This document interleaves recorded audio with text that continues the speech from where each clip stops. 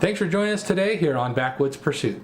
Today we're going to do an arrow building 101 video, and I'm going to show you how to build the carbon arrow starting with just a bare shaft here. This one is one I ordered. It's a Black Eagle Rampage shaft, and we're going to be building the Black Eagle Rampage arrow, and I ordered it unfletched and the insert's not installed, and so it's just the bare shaft. It is cut already to my length, so that's something you could have them do, or you can do it yourself if you've got an arrow saw. I don't, so I went ahead and paid the extra 25 or 50 cents to have them cut to the length that I needed. So in this arrow building 101 video, I'm going to go through each of the steps, including squaring the ends of the arrow, putting the insert in. I'm going to be putting a footer on my arrow here on this shaft build, and then also fletching the arrows for it. So I'm going to show you the process that I like to go through to make sure you get a good consistent arrow build on each and every arrow. If you haven't done so yet, we sure would appreciate it if you'd hit that subscribe button for us. We really do appreciate you following along as we go through these videos and these gear reviews. Follow us on our Facebook and Instagram accounts as well, Backwoods Pursuit, and check out our website, backwoodspursuit.com. I'll put links to those down in the description. Let's go get started.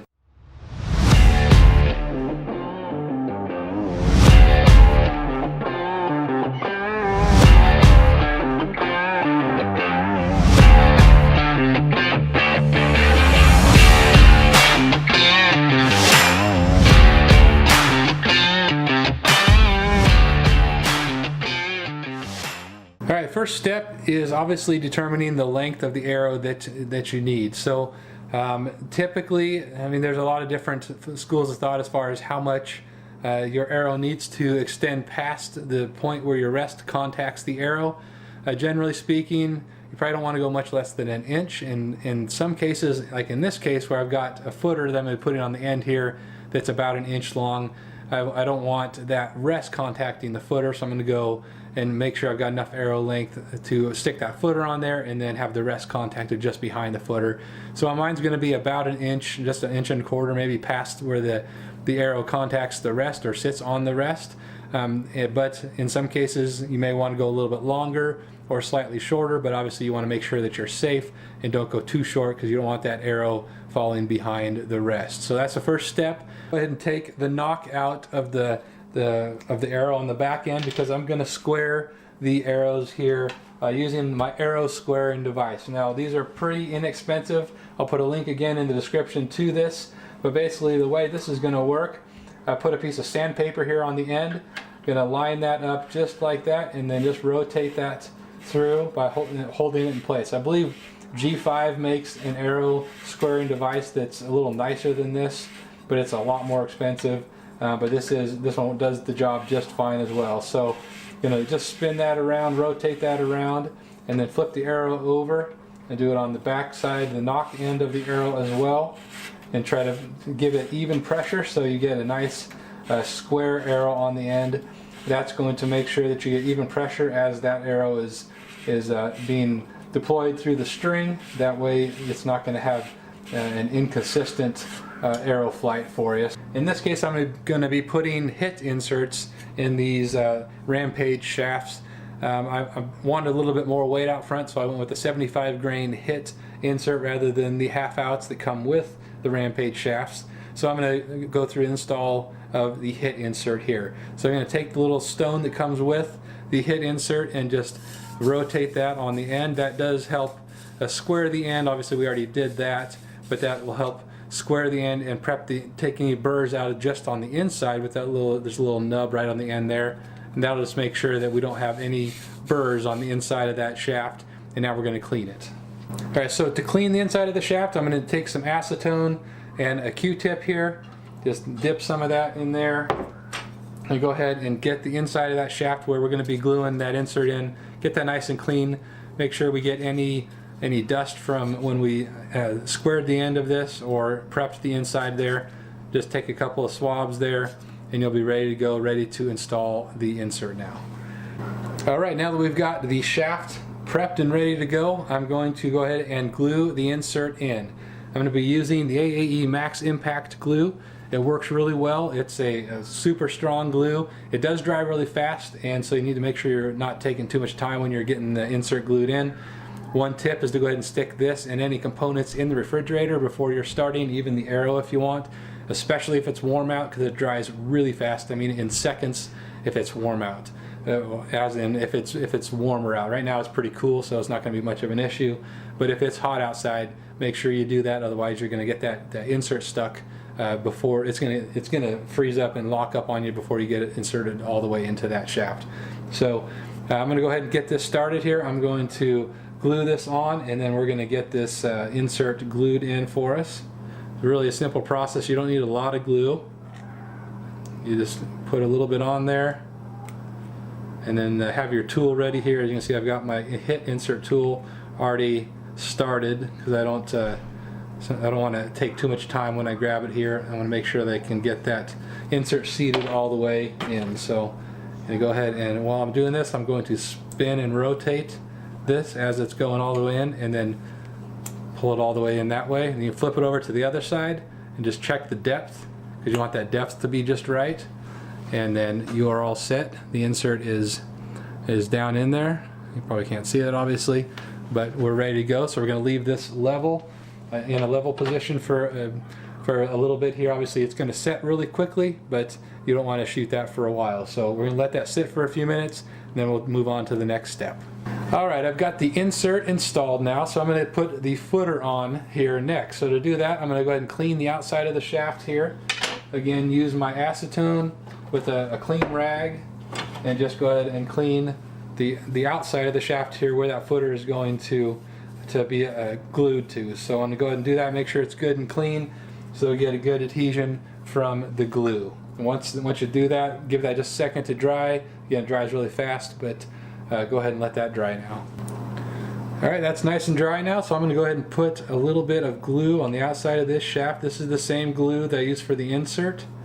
And again, you don't need a lot, but go ahead and glue the outside of that. Have a rag handy so that you can take off any excess. Go ahead and grab my footer here, and these footers are from Elk River Archery. So I'm going to go ahead and just twist that as I'm putting it on. Go back and forth a little bit there to make sure I get good coverage, and make sure that the glue is sticking on there well. And if you can see, I've got a little bit extra glue right here, so I'm going to just wipe that off with a rag. Let's go ahead and do that, and take care of getting that extra glue wiped off there. Obviously that footer is not yet firmly in place, so be careful there. Then just check the depth on the footer, and you should be good to go. Now we're going to let that dry for just a few minutes here, so it doesn't move around on us, and then we'll move to the next thing. Alright, so we have got the ends squared, both ends squared. We've got the insert installed, we've got the footer installed here. Put the knock back on over here, and now I'm going to get the surface ready here and get it prepped for fletching the arrow. The first thing I'm going to do with that, again, grab the acetone and a clean rag, and go ahead and put a little bit on there. And all we're doing, since this is a new arrow, is we're just going to make sure there's no grease or oil from your hands, any dust, that sort of thing. Want to make sure you have a nice clean surface. If you've got something where you're stripping the old fletchings off, you want to make sure that you strip all that extra glue off and whatnot. You can use a little bit of sandpaper, that works well. You can use a razor blade, or something that I've got here is a razor blade like this. I haven't seen them. I picked these up a long time ago, but haven't seen them around. They have a little cutout there that works really well to make sure you're not gouging the shaft out. But there's some other fletching removal tools out there. I'll put a link to a couple of those in the description here for those if you are pulling off old fletchings. But in this case, I'm using a brand new arrow shaft, so we're going to now fletch the arrow because we are ready to go. Alright, we've got the arrow shaft prepped and ready to go, ready to fletch this. It's the final step in the process of building our arrows. Grabbed my Arizona Archery Quick Fletch tool here. I'll put a link to that in the description, as well as these vanes that I'm using, the AAE Pro Max. I really like these vanes. They are great for 4-fletch because they're not they're lighter than something like the Blazer, so you can do a 4-fletch and not add a ton of weight to the back of your arrow. That's why I like these, but I'm going to be doing a 4-fletch using this tool, and it's pretty easy. Go ahead and stick the vane in the off-colored here, the cock vane. Only stick it in there, and then grab your arrow and put it in here and lock it in place down there. and then we're going to go ahead and stick a bead of glue right there.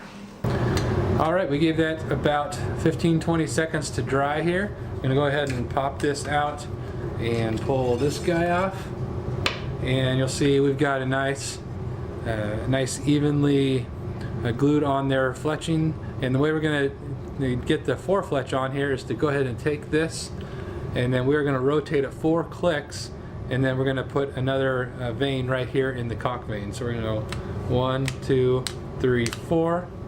Grab another vein here, stick it in here, and then do the same thing over, and then it'll be nice and even to 4 clicks. And glue this again, do 4 more clicks. Do that for each of the fletchings, and we'll be all set to go and have this finished up. Alright, we've got 3 of the 4s done here. One thing I wanted to show you, when I'm fletching arrows, it can be difficult to get just the right amount of glue on there sometimes. I like to take a Q-tip after each one and just kind of run it in between here, just to clean up any extra if there is any, and make sure you get that a nice clean fletching job. So a little tip that I learned, we're going to get the last one done here, and then we'll be all finished. Alright, we got that fletching job done. You can see the Arizona Easy Fletch or Quick Fletch does a real nice job, real even fletching job there. We've got of course the insert, the footer, both ends squared.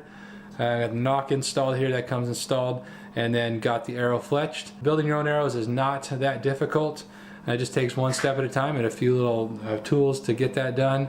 But at the end of the day, it is really nice to be able to build your own and to customize to the way that you like them. I like a little bit higher FOC arrow, and so I put a little extra weight in there so I can put a different insert. I put the hit insert here on the Rampage shaft, added this footer. So it just gives you some more flexibility if you like to play around with those kind of things. But again, not a difficult process, but something that is worth learning how to do. Hopefully that's helpful for you. Shoot a comment down there in the bottom if you have any questions on this arrow build or any other questions on building some arrows. Happy to help if we can. Again, hit that subscribe button for us, and we'll see you next time.